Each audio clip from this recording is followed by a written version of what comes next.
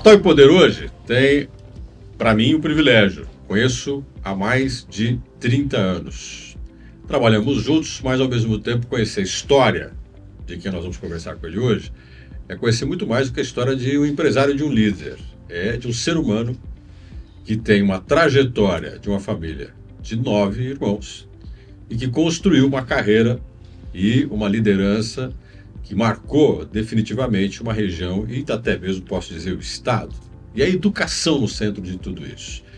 Eu tenho aqui comigo Wilson Matos, que hoje ele é chanceler do Unicesumar, instituição que ele foi um dos principais fundadores, e também foi alguém que apostou na educação e fez da educação um dos maiores segmentos econômicos da nossa região.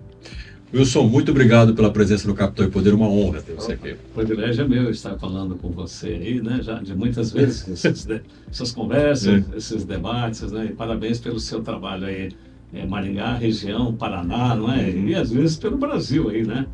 Pretendemos. Da CBN aí, né? Espero que, inclusive, essa conversa que a gente tenha, ela tenha para nós uma forma de compreender quem é um personagem, que ao mesmo tempo que é importante para uma cidade, para uma região, tem um ser humano por trás disso.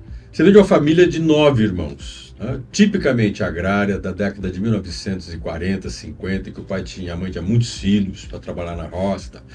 E de repente você teve um destaque nessa história. Também, claro, outros irmãos seus também tiveram, mas a ideia é, quem vem de uma família como essa, quase sempre pensa assim que o futuro não vai ser tão promissor, ou existe dentro da gente aquela ideia assim, não, tem 9 irmãos, tudo parece ser muito comum, mas se quer fazer a diferença. Realmente, hoje assusta, né, quando a gente fala que é uma família de 9, né? Era 10, né? Um morreu pequeno, o segundo da história, eu sou o quarto, morreu com 1 ano e pouco de idade. Mas eu realmente venho de uma família muito pobre, meus pais eram trabalhadores rurais, eu nasci em Jaguapitã, há muito tempo atrás, né? Eu tenho um caso sério de idade, sabia? Por quê?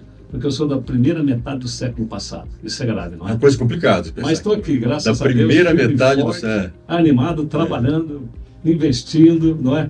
Não importa a idade que a gente tenha, importa a cabeça e a coragem e a determinação da gente. E educação, que é uma área que daquela época era uma coisa meio complicada de você pensar, ser bem sucedido em educação. Exatamente. Claro, na minha infância, quando podia, o máximo era fazer o grupo. O grupo era 4 anos de escola. Quem fizesse 4 anos de escola e aprendesse a bater máquina da tecnologia da época, ASDS. O curso de tecnologia. Pronto. Já estava feito na vida, ia arrumar empregos bons, passava a ter concurso do Banco do Brasil. Né? Na época, eu trabalhava no Banco do Brasil. Vida até hoje é uma empresa muito sólida, uma excelente carreira. Né? Então, o sonho dos meus pais era esse. Para os filhos. Mas nem isso nós estávamos conseguindo. Eu vim para Maringá em 53, na zona rural, aqui morei entre Maringá e Managuaçu, ali perto da fazenda da universidade, e vim a pé para Maringá muitas vezes com meus pais. Nós frequentávamos mais Managuaçu. Produção de café, sua família era produtora de café? Era trabalhador dos cafezais. Produtor que é proprietário. Era o dono da terra. O dono da terra. Nós trabalhávamos para os donos da terra. Certo. Aí foi interessante, eu comecei o primeiro ano, 2 vezes, onde é a fazenda da UEM hoje, tinha uma escola lá, uma escola primária. Eu comecei 2 vezes no primeiro ano lá, mas chegava a época da colheita de café, todos iam trabalhar. 7, acabou 8 a escola. E ficava 3, 4 meses no cafezal. Quando voltava? Voltava para acompanhar mais a escola, né? E meu pai era um homem de 2 anos de escola, mas era um homem muito inteligente, lia muito, gostava de aprender. Ele vinha em Maringá fazer compras aí a cada 15 dias e levava jornais da semana, revistas e tal, né? Então ele tinha assunto, ele tinha conversa legal com a gente. E o grupo, mas ele sempre sonhou bem além. Para cada filho ele dava uma profissão. Aquele monte de filhos assim, na porta da sala, batendo papo, conversando, cantando, a gente cantava muito em casa, né? E ele passava a mão na cabeça de cada um e dando uma profissão. Eu ia ser guarda-livro. Guarda-livro, bibliotecário. Vai ganhar prêmio quem souber qual é a profissão do guarda-livro hoje. Contador. Ah, é verdade. Não é o bibliotecário. O guarda-livro é o cara que ficava rodeado de livros, fazer conta. Porque não tinha nada informatizado, não tinha máquina de escrever, era embrionária. Por isso você fez matemática na faculdade ou não? Acho que sim, viu? Então, como é que era feita a contabilidade, os lançamentos contábeis de uma empresa? Era um grande livro. Cada empresa tinha um livrão. E ele lançava manualmente, nota por nota, caixa, entrada, saída e a fiscalização. Quando vinha, pedia o livro Que era e um baita levava emprego. o livro para fiscalizar, ver se estava correto, às vezes autuar, né? E ser contador na época era uma coisa importante. As empresas hoje talvez refazem o que é o contador, mas É uma na época era muito pessoa importante. que tinha que dominar a legislação tributária da época, né? Não é? E dominar a legislação tributária sempre mudando e tal. Tinha que ser uma pessoa contemporizada, atualizada, né? E que gostasse de ler. Mas como é que você conseguiu chegar na faculdade com a família em que você tinha que ir para a roça e tinha que sair da escola? Como é que você terminou isso? É uma bela história, graças a Deus deu tudo certo, né? Como é que foi o fim dessa história? Então, aí quando tinha 9 anos, eu tinha 3 irmãos já mais velhos, todos fora da escola, e meu pai tomou a sábia decisão de mudar para dentro de Maringá. Ele falou, gente, custe o que custar, nós vamos mudar para Maringá e vocês vão estudar. Vamos fazer o grupo, lá tem ginásio, né? Ginásio é o ensino, a segunda parte do ensino fundamental da época, né? Que na época era o primeiro a quarto ano, e do quinto ao nono era o oitavo, 4 anos era o ginásio. E depois, naquela época era científico o ensino médio. É científica, mole. E tinha um teste para você passar de uma fase para outra, né? Então, legal essa lembrança, né? E aí, nós fomos morar quase em frente ao João 23. Até hoje tem a casa que eu morei lá. Eu devo ter até foto dela aqui. Depois eu te passo, se tiver aqui na mão. E ali no João 23, eu fiz o primeiro ano primário. E até lá na frente, onde nós começamos a Unicesumar, o primeiro lote era o local de lixão de Maringá. Os dejetos iam tudo para lá. E os caminhões passavam em frente à minha casa. E eu ali fazendo o primeiro ano, meus irmãos mais velhos também recomeçaram ali. E cada um tinha que fazer alguma coisa para contribuir. Na zona rural a gente já contribuía, né? Na colheita de café, alguns outros serviços. Já era uma coisa mais prática, porque na zona rural você tinha objetivamente o que fazer. Exato. E na cidade? Na cidade eu fui lá, ia lá no lixão, catava a garrafa e vendia lá na Avenida Riachuelo. E dava o dinheirinho para minha mãe, todo mundo. Minha mãe sempre foi o caixa. Ou seja, você colhia garrafa no lugar onde você mais tarde teria a Unicesumar. Onde era o lixão, onde era a usina do lixo, agora é a usina do conhecimento. Coisa engraçada isso. A usina do conhecimento. Bem, vamos chegar já aí na Unicesumar, né? Depois nós mudamos dali, subimos um pouco, Maringá Velho e tal. Você chegou a morar no Maringá Velho? Fiz um ano no Oswaldo Cruz, e depois fiz 3º e 4º ano no Visconde de Nácar, a Maringá Velho. Era Castro Alves. Aí ele foi extinto e está lá no Visconde de Nácar hoje. Há pouco tempo eu fui lá, e até acho que era 60 anos da escola, me pediram um patrocínio, fui lá, e eles foram lá, os documentos, e me deram meu boletim. Aí que eu fui ver que eu não E o boletim, era bom aluno ou não? Eu fui ver que eu era um bom aluno, sempre entre o primeiro, segundo, terceiro lugar.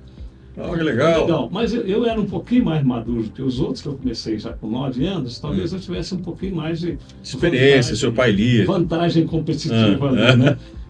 Entretanto, eu sempre tenho dito que para os meus alunos, para o meu time, que a gente não precisa ser o primeiro, não, mas tem que estar entre os primeiros. Aí você fez no Nácar, depois continuou a educação até o que a gente chamaria de ensino médio hoje. Eu terminei o primário em 61. E aí tinha que entrar no ginásio. Mas, naquela época, o governo era obrigado a dar gratuitamente até o 4º ano primário no Brasil inteiro. A legislação da época era essa. O ginásio... Ou seja, o ensino fundamental, a segunda parte dele, o ensino médio, teve que ser pago. Então, voluntariamente o governo abriu um pouco de vaga, os estados e tal. Mas não abria vaga, não era obrigado a oferecer vaga para todos. Hoje o governo, a lei de 1972 é que socializou o ensino fundamental, as 8 séries. Hoje 9 séries, em 1972. Antes isso era socializado até o 4º ano só. Ponto. Eu nunca soube disso. Então, a lei de diretrizes básicas de 1972. Então, como eu terminei 11 anos antes, eu tinha que fazer uma seleção, participar de um vestibular. Certo. Você imagina uma criança de 10, 11, 12 anos, tinha que fazer um vestibular para entrar no primeiro ano de ginásio, hoje 5º ano. E eu fui à luta. Tinha um cursinho... É isso que chamava de teste de admissão? Admissão ao ginásio. Aqui em Maringá tinha uma escola famosa nessa área, o professor era curso pernambucano. Sim. Professor Miravan Barnavento Salles. Não me esqueço dele, que aquilo foi uma figura emblemática para a gente. Ele era aquele cara, saí daquela escola convencional e tal, do 4º ano, e fui para um cursinho desse. Era um curso mais concorrido que o vestibular de qualquer curso. Eu imagino, poucas vagas. Exato. Tinha que ser vagas que o Estado oferecia. Muito pouca gente disputava. A sede era na Nel Martins. Muita gente disputava. Nel Martins, ali próximo da Paissandu, desse cursinho, né? Pernambucano. Curso pernambucano de ensino. E ali eu fiz paralelamente, o último semestre, fiz esse cursinho, né? E consegui passar. Eu fiz três vezes o mesmo exame e consegui passar na 3ª vez. Era proibido fazer 2 vezes no mesmo tempo, mas tinha num colégio ali, no outro colégio, então você ia... na escola privada também tinha esse pré-vestibular. E eu fui para lá, para cá e consegui entrar numa escola, Gastão Vidigal. Gastão Vidigal, estudei no Gastão. E ali eu fiz até o 3º ano do ensino médio. Foi uma jornada muito legal. Aí a vida já era outra, sua família já estava mais estabilizada. Como é que é? Então, Terminou o ensino médio, estava tudo tranquilo ou não? Nessa época, meu pai arrumou um trabalho de guarda no IBC, Instituto Brasileiro de Café. Aí ficou bom, era emprego público, tinha estabilidade. Certo. Fomos morar dentro do IBC, lá na saída para Paranavaí, em frente ao Moinho Vermelho, tem um armazém do IBC. Aquele armazém foi construído no comecinho da década de 60. E meu pai foi o primeiro funcionário lá como guarda, já no finalzinho da construção. Eles fizeram uma casa, depois fizeram mais casas lá, né? E nós moramos muitos anos lá. Dava 5 quilômetros e pouco aqui para o centro, para o Gastão, né? E você fazia esses 5 quilômetros de bicicleta a pé? 6 vezes por dia de bicicleta. Eu vinha trabalhar com 14 anos, eu trabalho na retificadora Maringá, Rua Gilberto Carvalho. Aí você também estava trabalhando já? Aí já fui com um trabalho oficial, né? E daí eu vinha de manhã de bicicleta, vinha pela linha do trem, com frio, sol, chuva, eu tinha que ver.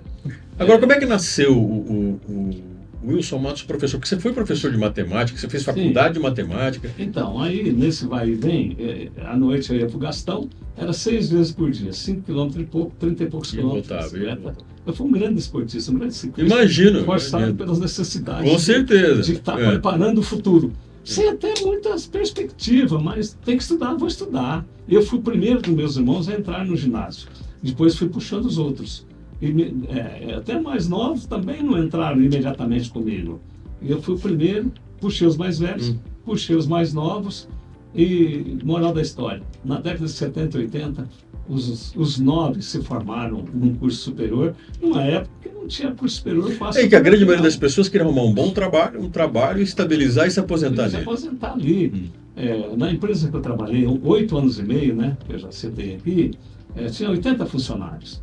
Na retificadora. Tinha 2, 3 que estudavam ali. Era eu e eu fui puxando os outros. E um irmão meu que trabalhava lá, puxei mais 2, 3. Mais 2 fizeram faculdade naquela época. Os outros entraram, muitos se aposentaram na mesma função, 20, 30, 40, 35 anos.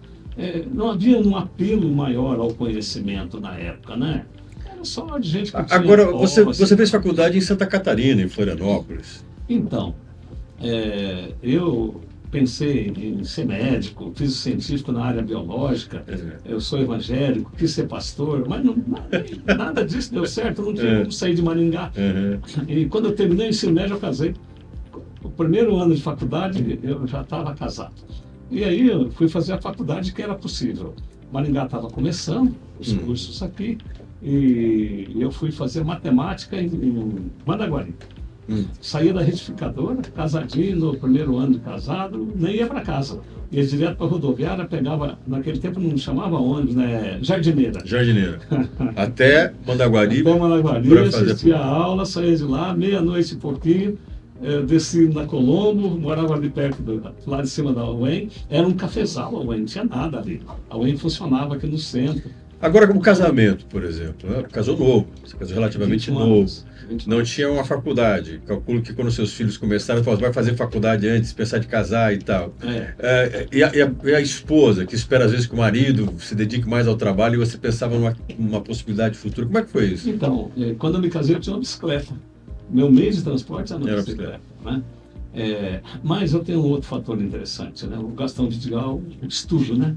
Via Gastão, qualquer outra escola boa, é muito importante. A família minha é muito equilibrada, pai e mãe e tal, sem conflitos, tem um monte de irmãos, mas eu digo sempre que a minha família parecia como aquela galinha, que qualquer relâmpago, trovão, nuvem forte, aquela galinha abre as asas, os pintainhos entram ali debaixo e fica protegido. Pobre, mas protegido. Porque não é dinheiro que faz a grande diferença. O dinheiro contribui, mas a essência não é o dinheiro. A essência é a formação humana, esse amor, carinho, abraço, para valer e tal. E na zona rural era até mais fácil de fazer isso, porque todos estavam por perto. A família toda, né? É engraçado a zona rural, as pessoas que moram mais distantes, mas elas são mais unidas. Exato. Às vezes na cidade está mais próximo, fisicamente não é tão unido. E eu fui criado dentro de um lar que dava muita importância na espiritualidade, e eu dou até hoje, né? E aí a gente, na igreja domingo, nós somos evangélicos, e a gente cantava no final do dia em casa, quando estava escurecendo, aquela harmonia. Então, e a igreja, quando chegamos em Maringá, fui frequentar a igreja da qual eu já fazia parte, e ali dentro, cheguei lá muito assim, caipira, como se diz na gíria, né? Tímido. A minha autoestima estava lá embaixo. Era a pior roupa, o pior sapato. E já, era um matuto que estava chegando à cidade. Já tinha professores de ensino do Estado, já tinha médicos na igreja, já tinha uma turma assim de um nível até bom, e tinha a turma também sem poder aquisitivo nenhum. Isso não é um problema, né? Mas lá começaram a me jogar lá para frente, colocar lá na frente, para ler um versículo bíblico, para recitar uma poesia, daqui a pouco para cantar, fazer um teatro. Com 14, 15 anos eu me soltei. Graças a Deus a igreja foi uma fonte motivadora para formar o líder e o homem da comunicação. A família, o equilíbrio emocional, psicoemocional para valer, a escola, o conhecimento, e a igreja me fez líder.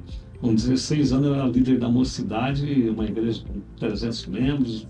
Na época todo mundo tinha um monte de filhos, então a mocidade era muito forte. E aí eu não parei de estudar, né? Fiquei 2 anos em Managuari. Naquela época, quando eu casei, minha esposa não tinha terminado o ensino médio ainda. Ela estava estudando ensino médio. Enquanto eu fiz o primeiro ano de faculdade, ela fez o 3º ano do ensino médio. No ano seguinte, ela foi para Managuari comigo.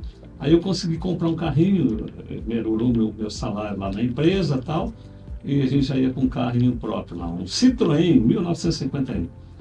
Vou comprar um já, estou atrás agora. Citroën 1951. É um carro que tinha um câmbio assim no painel. Ele é o único que teve câmbio no painel. Era um H. Então você não tinha dificuldade para mudar a marcha porque o câmbio estava ali. Desenhadinho e tal. Bom, mas eu sempre sonhando um pouquinho além, tem que sonhar, né?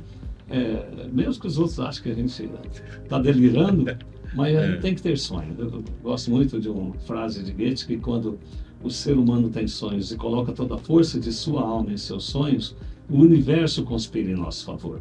E eu, como criacionista, acrescento que o Senhor do universo conspira em nosso favor. Claro, para isso tem que se preparar. Nada cai pronto do céu, gente. Maná pronto do céu caiu uma vez só na história da humanidade, e ainda porque o povo lá de Israel estava caminhando pelo deserto, não é? Estava no limite do limite. Caiu maná. Fora isso, a gente tem que escolher, selecionar as boas sementes, a preparar a terra, adubar. Mas uma pergunta, ali em Mandaguari, com a sua esposa junto com você, começando a vida e tal, você pensava em ser o que naquele momento? Quer dizer, a gente está lá fazendo faculdade, então, o que vai acontecer comigo? Como os sonhos da adolescência, do início da juventude, que era ser médico, pastor e tal, não deram certo. Aí eu falei, bom, eu vou ser professor. Não deu certo porque você não gostava de sangue? Como é que foi essa história de amor? Eu não tinha como sair de Maringá, aí não tinha era o limite, esses cursos. Né? Se sair, a família não tinha condições de me ajudar, né? Eu tinha que ajudar no salário, na composição do salário da família, né? Aí você estava fazendo Mandaguari, faculdade, e Exato. você... E fiquei sonhando em... Bom, como foi a escolha? Você me perguntou. A escolha foi, bom, você é professor. Porque naquela época tinha a faculdade de Ciências e Letras em Mandaguari e Jandaia, e Maringá. Mas Maringá já era bem mais concorrido e tal. E aí eu falei, eu vou ser professor. Do quê? Eu vou escolher uma disciplina, uma área que tenha muita aula. Foi Matemática. matemática ou português. 40%, 50% da carga horária na escola hoje é matemática e português, né? Na Inglaterra, 70%, 80%. Nos Estados Unidos, matemática é mais forte que aqui no Brasil, que é raciocínio lógico, desenvolvimento de pensamento ágil e tal, né? Bom, escolhi matemática por essa premissa. Não que eu fosse Então você virou matemático e pensa onde que eu vou conseguir mais aula? Mais aula, tem mais aula, nunca vai faltar aula, é matemática. Aí fez matemática. Fiz matemática. Confesso que sofri um pouco, né? Mas dei conta. Agora de Mandaguari a Florianópolis, porque você se forma em Florianópolis. Aí continuei sonhando, eu preciso terminar numa faculdade de renome. Mandaguari, aquelas faculdades naquela época não eram nem reconhecidas, demorava 10 anos para reconhecer um curso, e se não fosse reconhecida, a gente ficava com um professor suplementarista, não podia fazer concurso. Entendi. E tinha que ter uma carteirinha de professor, né? Controlada pelas DEMECs, as delegacias regionais da educação, do Ministério da Educação, que controlava isto, né? Aí eu falei, eu preciso terminar numa outra faculdade. Fui a Curitiba, na Federal de Curitiba. Eles não recebiam aluno do interior, de faculdades que não era reconhecida. Mandei uma carta para a Federal de Santa Catarina, contando a minha história. E eles falaram, não é um obstáculo para te receber, não. Juntei meus currículos, meus documentos e fui para Florianópolis. Cheguei lá, entreguei na secretaria, eles deram uma olhada e falaram, tá bom, tem vaga, pode vir para cá. Só que já estava pertinho de começar a aula. Aí eu falei, bom, e agora? Como é que eu vou viver? Sim, como é que você trocou sua vida inteira de Maringá para cá? 8 anos e meio no emprego, estável e tal, né? Aí eu dei uma olhada e falei, vou numa cidade pequena aqui em volta, acho que eu pego aula, né? Você estava entrando no terceiro ano de faculdade. E não deu outra. Fui em Biguaçu, na entrada de Florianópolis. Agora está tudo emendado, naquela época era bem separado. Cheguei lá e falei, sou terceiro anista aqui da Federal. Temos aula de matemática. E minha esposa tem aula de letras. Ela foi já tinha terminado o primeiro ano. E pegamos a aula, assinamos documentos ali, eu vim buscar minha mudança. E nem arrumei casa, nada, faltava poucos dias para começar tudo isso. Pedi a conta na retificadora, muito rápido. Peguei um caminhão que estava vendendo uva aqui, de Tangará da Serra, estava voltando para levar a mudança. Para economizar um pouco, meio sem grana, tal, não tinha asfalto entre Curitiba e Joinville ainda. Deve ter um monte de gente que falou assim, você é louco. É louco. Você está loucura. Não é? Isso é pegar hoje e ir lá para a Austrália, fazer uma faculdade semelhante. Não é? Pior, sem condição nenhuma e fazendo a coisa no estado de loucura por pouco tempo. Bom, foi interessante que eu cheguei lá, não tinha casa, eu cheguei num sábado. E no domingo passei o dia inteiro em Biguaçu procurando uma casa para usar, para alugar. Você foi procurar uma casa quando você estava com a mudança no caminhão? Com a mudança em cima do caminhão. Falei para o motorista, aguenta aí no posto. Era tarde da noite, nós chegamos lá. Falei, aguenta aí, amanhã cedo eu vou pegar a chave. Pela fé. Nossa, que loucura. E o pior é que eu não achei essa chave. Você não achou uma casa? Demorou 4, 5 dias para eu arrumar essa chave. E o motorista ficou esperando com a mudança? Mas Deus abre portas. Quando a gente tem fé, coragem, determinação, meu amigo. O que aconteceu? Eu fiquei rodando na rua. Comércio fechado, imobiliário nem tinha, coisa rara imobiliária naquela época, tudo fechado. E eu fui batendo de porta em porta. Olha, eu estou aqui com a mudança do caminhão, você é professor aqui, eu preciso de uma casa. Uma casa? Bom, aí um cidadão disse, olha, jovem, eu era jovem, fui jovem já, rapaz, legal, não é? E audacioso, né? Porque fazer o que você fez tinha que ser, você é jovem, você é louco, tá? E aí? Aí ele falou, olha, eu vendi meu automóvel, a garagem está desocupada e ela tem porta, essa aqui, olha, estava aberta, ele falou, tem porta aqui, você não quer descarregar sua mudança aqui? Eu falei, é para já. Corri lá no caminhão, o cara já... Você não conhecia o cidadão, nada? Nada. Você vê como Deus abre porta, né? Por isso que a gente tem que ter boa vontade, coragem e tal, né? Aí você teve tempo para desistir jamais, lutar sempre. Isso é possível. Aí você teve tempo para poder ter uma casa. Eu digo sempre que querer é poder. Não é fácil de mágica, eu já disse. Mas, normalmente, as pessoas que não querem, acabam terceirizando a culpa. A culpa não deu certo, porque a culpa é do pai, da mãe, do governo, da crise, disso, daquilo. Tudo isso tem uma certa influência. Mas sou eu que determino o meu futuro. Sou eu. Eu tenho que superar todas as dificuldades, que é inerente a todas as Isso acabou virando uma lição para você. Exatamente. E aí, se eu quero ser senhor e autor da minha história, meu amigo, essas barreiras pequenas eu tenho que vencer para valer. Senão... eu vou ficar, não vou surfar na crista da onda e vou ficar levando caldo na Wilson, areia. Conversar com você é muito legal, mas eu tenho que acelerar uma coisa aí. Eu preciso chegar o máximo possível onde você está hoje. E com as experiências que você teve.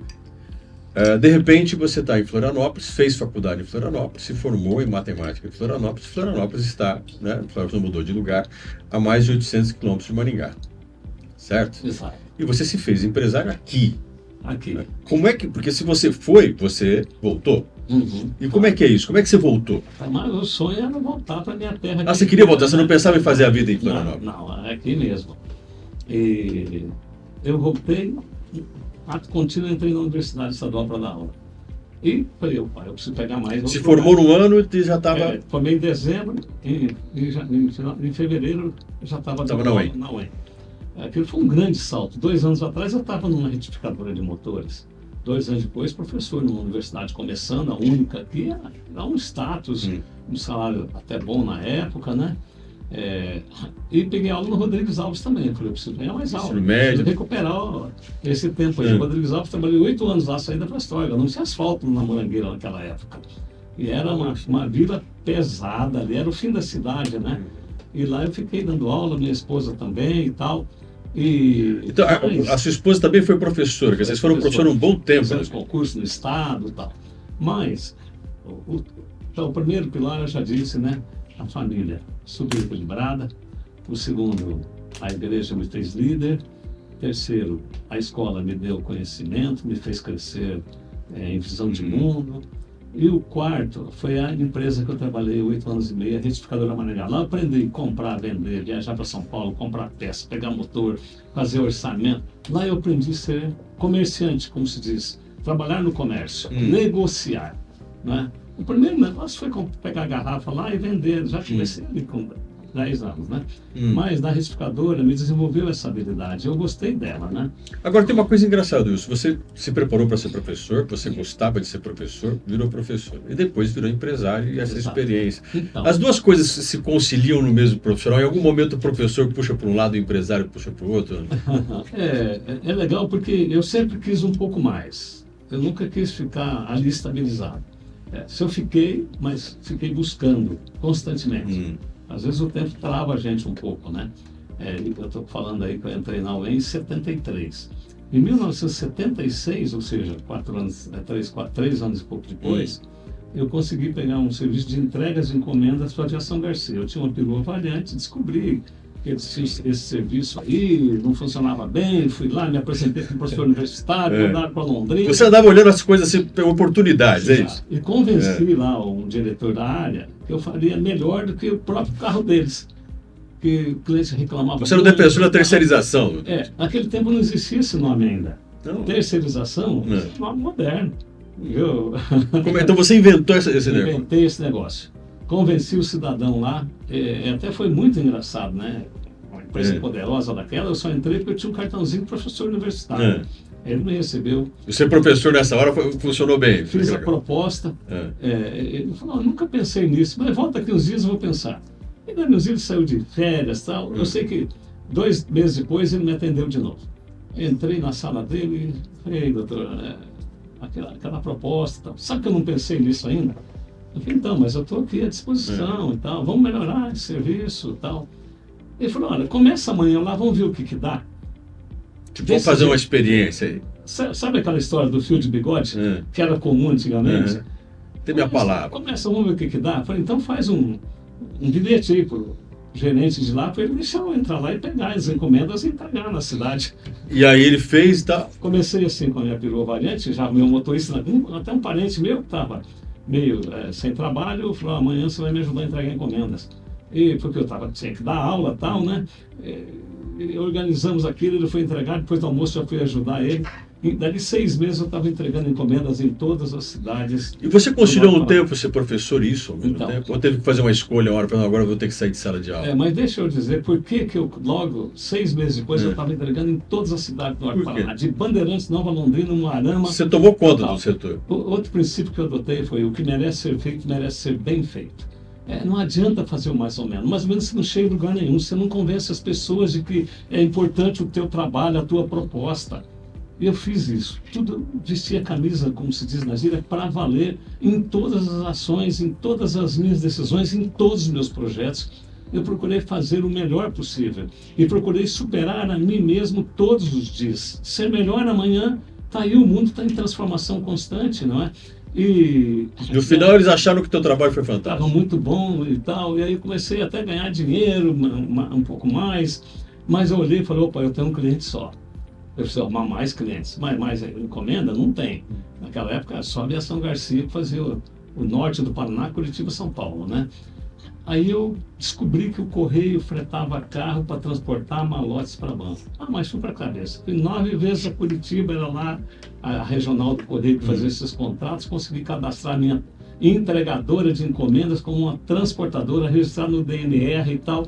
Quer dizer, persistência para valer. Aí nasceu a Sedmar. A Sedmar. Serviços de Entregas Domiciliar Maringá.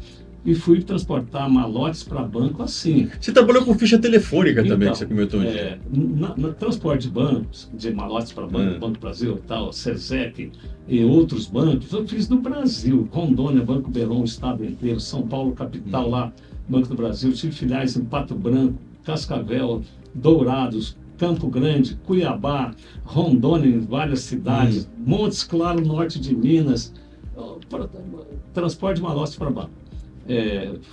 Cresceu um monte esse negócio. E a pergunta... A ficha telefônica. Ah, sim. Paralelamente, começou a crescer muito a telefonia naquela época, né? Me lembro que a primeira implantação de telefones da Telepar, assim, mais significativa, foi em 1974, foi quando eu consegui comprar um telefone. Comprar um telefone naquela época era a coisa mais difícil, custava uma fortuna e tal. E aí veio a lista telefônica. E o próprio Correio não dava conta de entregar a lista, porque dentro de pouquinho tempo era 1 milhão de catálogos por ano. E por que o Correio não dava conta? Porque um mês era a entrega aqui de 150 mil catálogos para a região noroeste. O outro mês era a região sul. O outro mês era a região lá de Londrina. O outro era a região de Cascavel. Quer dizer, como que o Correio não tinha aquela mobilidade de pessoas? E eu tinha uma entregadora com base em um monte de cidades. A própria Telepar me procurou. Se você pega a tua estrutura, vai entregar a lista telefônica. Eu olhei e falei, eu quero.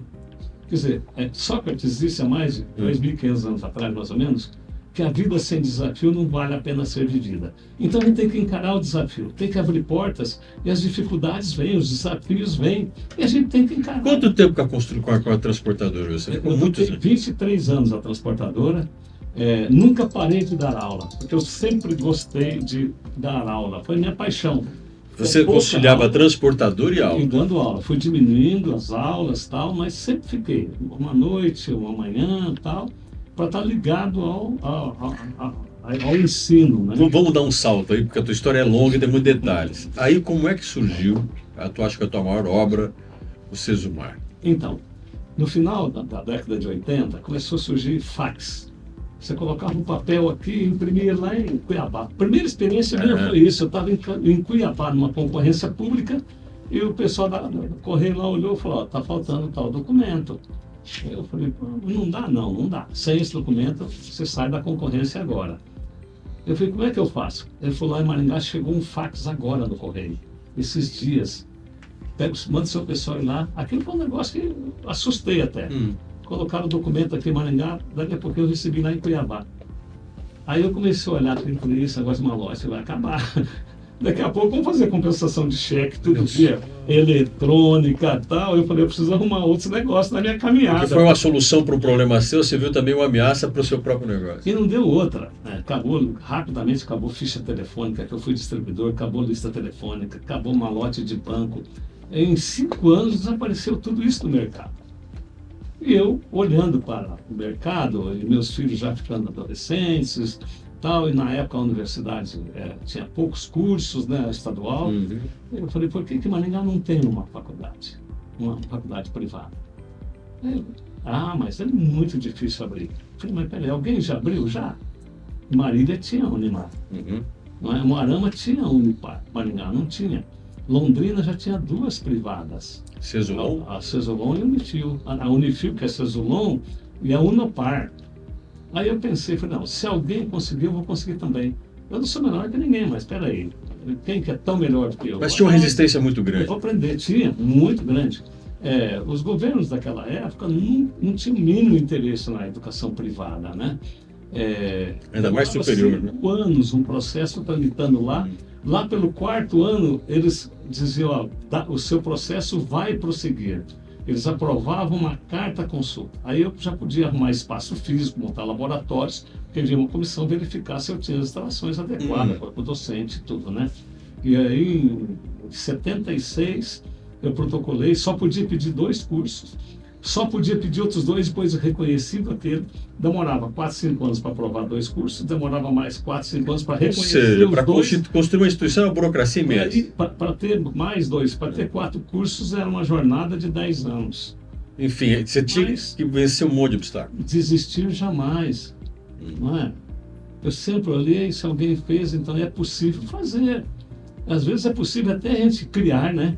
Quanto mais fazer o que alguém já fez. Se um já fez, eu vou lá, vou conversar, vou sentar, vou trocar experiência, vou na fonte, não é? E sempre foi o que eu fiz. Ser empreendedor. Agora, o Unicesumar cresceu muito rápido. Você há de convir comigo que se você fosse esperar os 10 anos para montar um curso... Então... o contexto ajudou? As mudanças no país ajudaram? Então, no finalzinho de 89 saiu a autorização para a administração e janeiro de 90. Processamento de dados. 1990 saiu o processamento de dados. Instalei rápido, aquela concorrência enorme, compra computadores, faz prédio e tal, né? Eu falei, agora, vou esperar 4, 5 anos, porque só podia pedir reconhecimento quando formasse a primeira turma, né? Para depois tramitar. Eu abri outra faculdade e dei entrada nos processos. Então na prática o Unicesumar nasceu de duas faculdades. Exatamente, Aí depois a gente fez uma integração, né? Passou a FAIMAR era Faculdades Integradas de Maringá, porque eu já tinha integrado a outra. Protocolei Direito e Contábeis. Direito na época era a coisa mais difícil. Londrina não tinha curso privado de Direito ainda, a Unopar é de 70, a Unifil é de 72, e em 1990 e pouco eles não tinham conseguido Direito.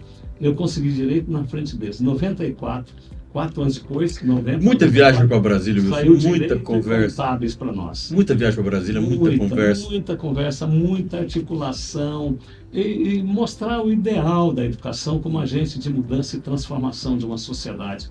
Porque, sem dúvida nenhuma, nós só vamos ter justiça social nesse país quando a escola for muito melhor do que é hoje, quando for de tempo integral, transformar as pessoas, formar para valer, oportunidade para todos numa escola de qualidade, a gente muda um povo, muda uma nação. Antes da gente nós falar... estamos avançando, lentamente, mas está. Antes de falar do Unicesumar, eu queria falar de uma cena que eu presenciei junto com você, talvez você não se lembre mais disso, que é quando você levou um grupo de professores para conhecer onde seria a Unicesumar. E só tinha construído a parte de cima, estava na base ainda daquela parte que hoje eu acho que é o Colégio Objetivo, e tinha todo o lixão ainda lá exposto.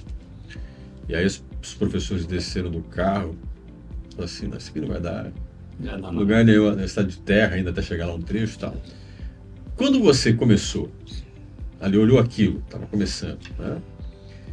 Você imaginava em algum momento que seria um agente de mudança tão grande, não só social, sim, muito, né? Econômico, regional, porque o bairro praticamente, essa região toda mudou com a presença. Entre o que a gente está fazendo aqui, é isso que eu quero te perguntar, estou fazendo uma coisa aqui, e aonde ela pode chegar, onde ela chegou depois, e quem está ali na hora, pensando, pô, isso aqui vai dar aonde? Te surpreendeu chegar onde chegou? Você foi muito além do que esperava? Em algum momento você olhou e falou assim, nossa, eu não imaginava que essa coisa ia ficar desse tamanho. Tá? Até foi interessante quando você já fazia parte do nosso grupo. Em 88, nós abrimos o cursinho aqui no centro da cidade, parte do ensino médio e tal, né? Que já estava ficando pronto, fazendo lá, começando as construções, né? É aí que você comecei. A nossa relação começou ali. Um líder nosso. Bom, aí, claro que a maior parte das pessoas olhavam lá para aquele lado, era o pior lugar da cidade, ainda começando num lixão longe da cidade, naquela época era longe, né? Falei, não vai dar nada esse negócio. Mas quantas pessoas já me deram esse feedback, né? Eu falei, mas tá bom, é isso que eu tenho no momento. Eu não tinha condições de comprar 2 alqueires, construir prédio. Até para o prédio a gente tinha, chamei mais gente para participar comigo lá. Na época, até hoje, tive sócios, né? Mas fui em frente, sabe? A gente tem que abrir picadas. Não importa muito... Você não leva muito para frente, tipo, vamos resolver o negócio agora e... Não adianta a gente sonhar muito distante. Você tem que sonhar com o possível e um pouco do impossível. Porque a maior parte das pessoas só sonha com o impossível, aí não faz o possível. E você pensava no possível, né? Passava no possível, mas sem perder a direção, né? De longa distância, né? E aí, né, com o curso de Direito já em 94 e contábeis, aí a condição econômica da instituição melhorou muito. Nós fomos construindo sem parar. Nisso veio a nova LDB, né? 9394/76. Governo Fernando Henrique. E quebrou tudo isso, podia pedir quantos cursos quisesse. O Conselho Federal mudou para Conselho Nacional de Educação. Uma totalmente diferente a dinâmica. Foi aí que a escola privada no Brasil cresceu para valer. Na época, o ensino tinha aí pouco mais de 1 milhão de alunos na escola pública e uns 300, 400 mil escola privada.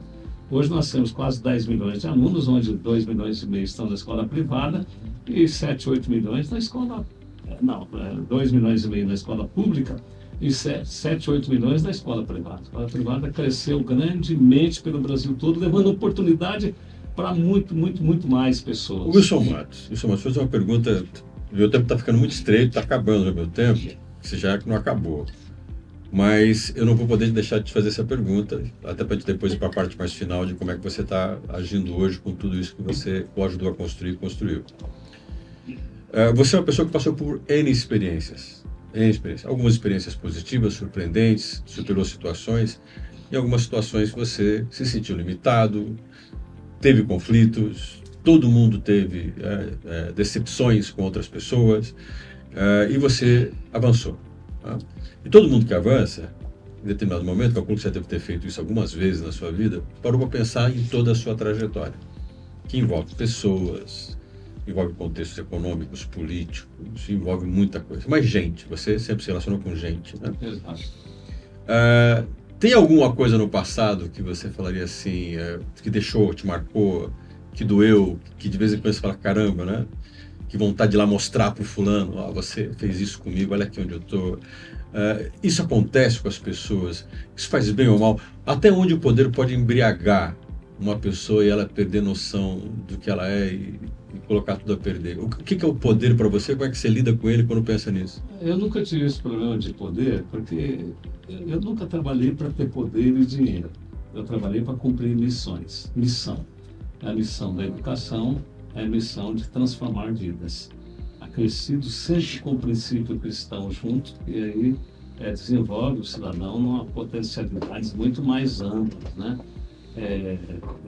Cumprir missão. E o dinheiro tem que ser consequência disso, né?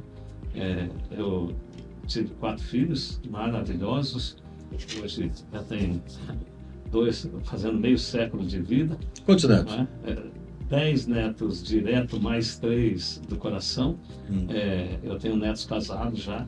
Eu tenho 2 netos fazendo seminário, entendeu? Estão pregando o evangelho por aí já. Deixaram todo o conforto da nossa família adquirido atualmente, né? E foram morar numa fazenda perto de Registro, que é um seminário, em 8, 10 no mesmo quarto, alojamento, 3 banheiros, um quente, os outros frios. Fui lá visitar. Falou, é aqui que nós queremos, vovô. Aqui nós somos uma comunhão muito mais intensa, aprendendo muito mais do nosso Deus Criador, né? O poder nunca te embriagou? Não, nunca me embriagou, e eu sempre, como cristão, sempre procurei agasalhar bem a família. Apesar de ter trabalhado muito, mas eu adotei o seguinte, a metodologia.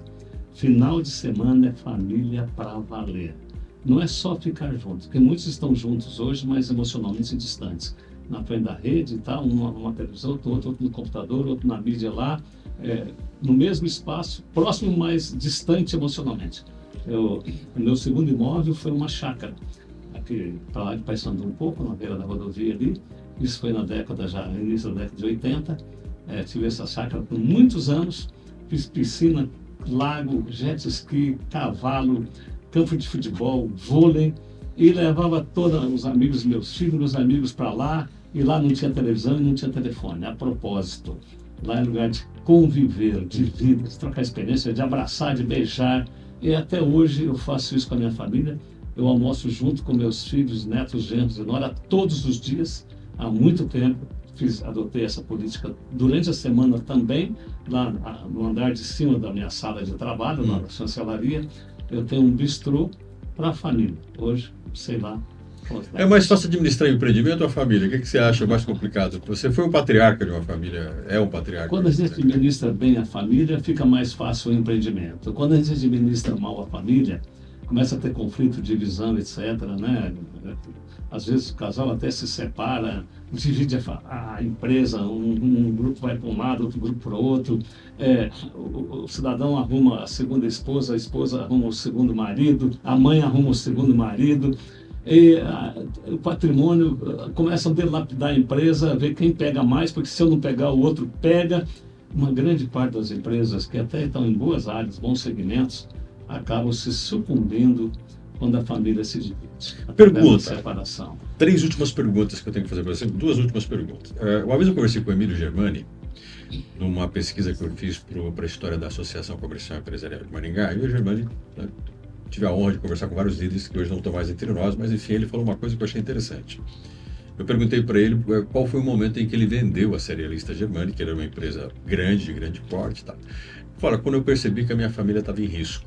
Meus filhos disputavam o poder, disputavam a liderança, e eu achava melhor me desfazer da empresa e salvar a família do que manter, às vezes, a empresa e perder a relação familiar. Você fez uma empresa com família. Seus filhos avançaram junto contigo, mas em algum momento você faz, né, você anuncia uma fusão e cria a Vitro, que hoje dirige a Uniaselv e a Unicesumar. Né? Milhares de alunos, aumentou o empreendimento, mas o Wilson Matos sai da frente da Unicesumar. Hoje o CEO é um dos seus filhos, que administra o grupo. Em que momento você falou... Porque é uma empresa que estava em alta. Você vendeu uma empresa, se fosse um restaurante, diria gourmet. Assim, uma empresa com uma grife muito bem montada, com um posicionamento no mercado muito sólido. Todo mundo falaria assim, mas poxa, estava indo tudo tão bem. E de repente o São Matos faz uma fusão. O que levou isso? Ou mesmo que o Germani? Não, você teve... Qual é a percepção que você teve de falar, não, agora é hora de refazer a forma do negócio existir? Então, eu investi muito nos meus filhos, na convivência, trabalhando muito, mas investindo muito com eles, na formação deles. Eu sou um filho com 12, 13 anos, já estava dentro da minha sala, aprendendo, estudando ali, fazendo tarefa. Os outros já eram depois do mesmo ritmo, tornaram-se grandes líderes na cidade, no Paraná, até no Brasil. A nossa instituição hoje é uma das mais bem reconhecidas a nível de qualidade no país. Nós temos a melhor nota na educação à distância do Brasil. Isso para nós é uma grande satisfação, porque nós sempre levamos muito a sério o conhecimento, né?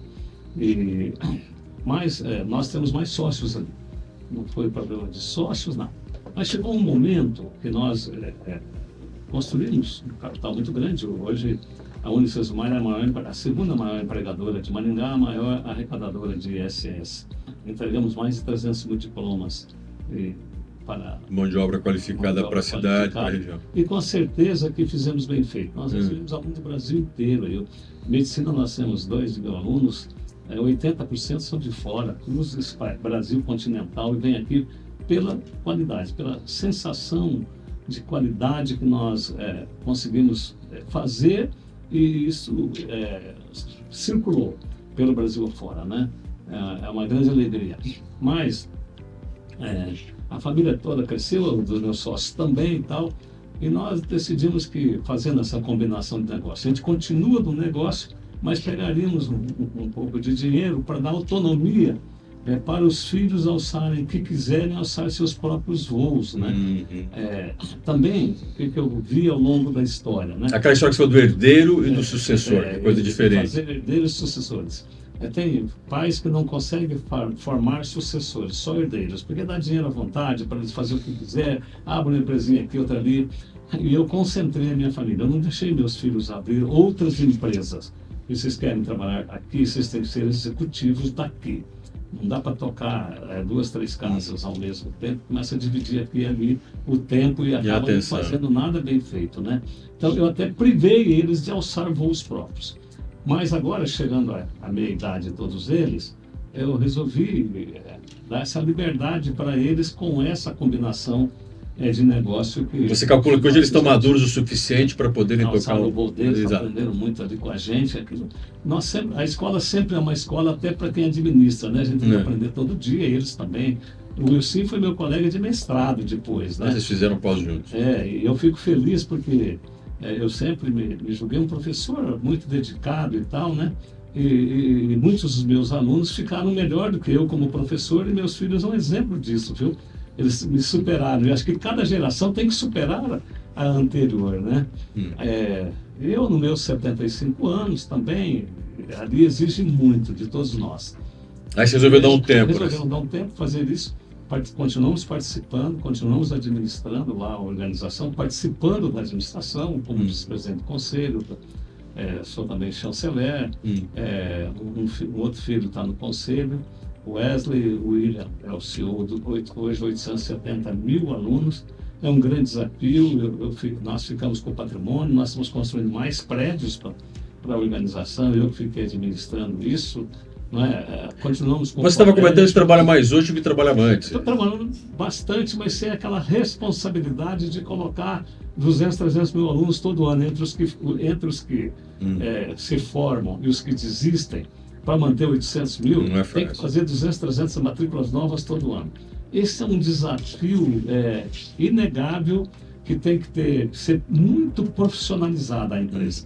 Hoje existe 10 vice-presidentes de alto nível do mercado, o CEO é extremamente preparado, né, que é meu filho William, passou por testes profundos de empresas multinacionais, os headhunters, são os caças-cabeças, né? Então a instituição hoje está extremamente profissionalizada, sem risco nenhum.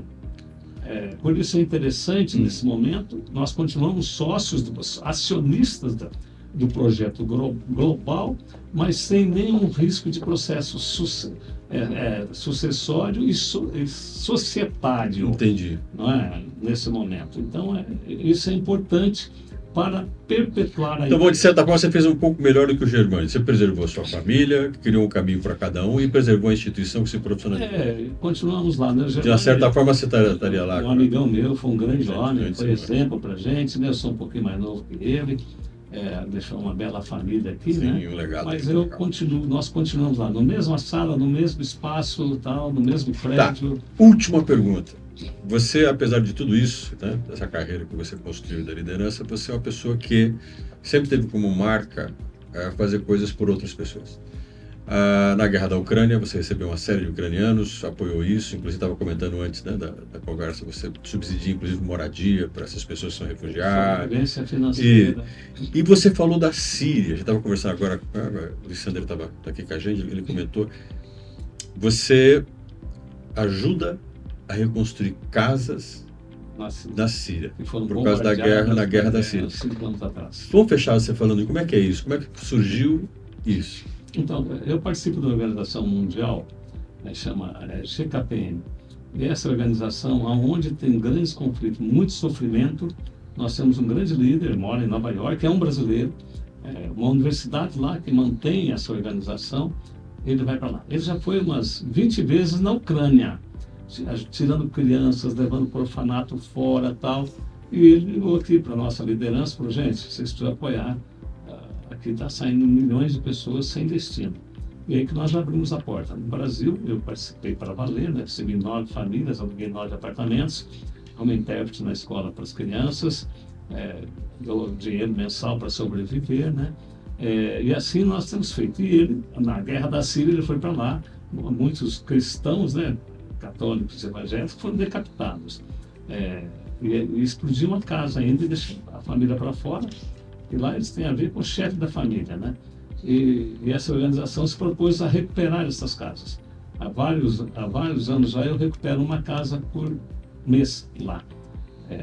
Começou a recuperação em torno de 5, 6 mil dólares, e eu e muitos outros empresários do Brasil e do mundo temos participado dessas ações. Muitas outras aqui em Maringá, fora também, né? Como, por exemplo, hoje começou a aparecer bastante gente aí nos pontos das sinaleiras pedindo, então eu tenho um folhetinho sobre as 4 leis, principais leis bíblicas, coloco uma nota de R$ 50 dentro do plástico e entrego, né? Eu entrego uma leitura bíblica de qualidade e R$ 50. E assim nós temos muitas ações, ou seja, Deus permitiu que a gente adquirisse tanto, né? Fizesse tanto na vida. Nós construímos 150 mil metros de prédio nesse período, nós ensinamos tanto, tá ali, continuamos fazendo isso. Então a gente tem que ser generoso para com o semelhante. A Bíblia aconselha a gente apoiar os estrangeiros. Isso naquela época já tinha migrações, crises aqui e ali. Então o povo de Israel, né, migrou para uma região diferente, nova, né? Projeto de Deus. Então ele sempre diz para a gente que a gente tem que apoiar, inclusive os estrangeiros. Quanto mais os nossos compatriotas, tal, né? Então isso faz parte da nossa formação cristã, inclusive. Wilson, muito obrigado pela tua presença no Capital e Poder. É uma honra ter te recebido aqui.